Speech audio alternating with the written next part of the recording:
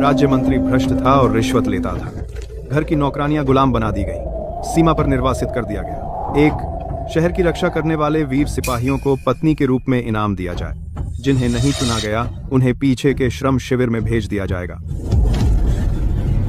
नाम पर कपड़े धोना और खाना बनाना है, पर असल में अनगिनत सिपाहियों की सेवा करनी होती है। अपमान और दुर्व्यवहार सहना पड़ता है। प्रलय बेस फट गया और मैं समय में पहुंच गई। असली मालिक सर्दी से मर गई। मुझे दूसरा मौका मिला, गुलाम बनकर जागी। नरक जैसी शुरुआत। लेकिन प्रलय ने मुझे एक बात सिखाई, सही आदमी का साथ दो तो बच सकते हो।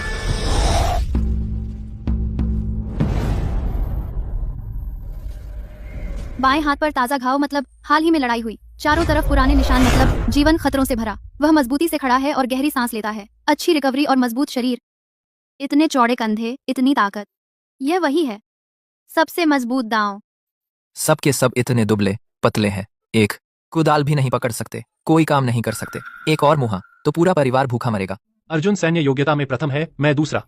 बहादुरी में मैं उसके आगे नहीं टिकता। लेकिन दिमाग की बात आए तो ये उच्च कुल की नौकरानियां सब अच्छी शिक्षा पाई हुई है। गुणी पत्नियां। 12 सिपाही सैन्य योग्यता के क्रम में बारी बारी से चुनेंगे। जब अर्जुन को कोई दिलचस्पी नहीं तो मैं पहले जाता हूँ और मिसाल पेश करता हूँ। अर्जुन, तुम्हारी क्या राय है? जो मर्जी उसे करने दे।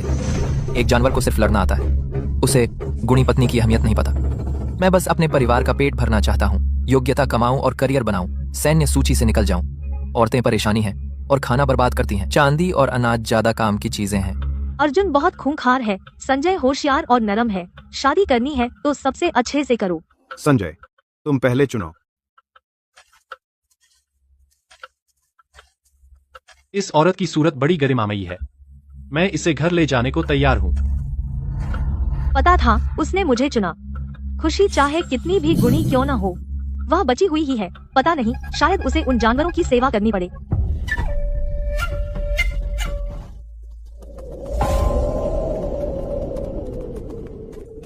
अर्जुन, तुम सबसे आखिर में हो।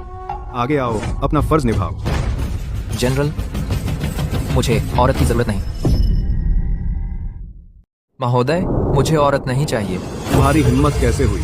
क्या कहा तुमने? बस मुझे सामान और रुपए दे दो। मैं एक औरत का खर्च नहीं उठा सकता।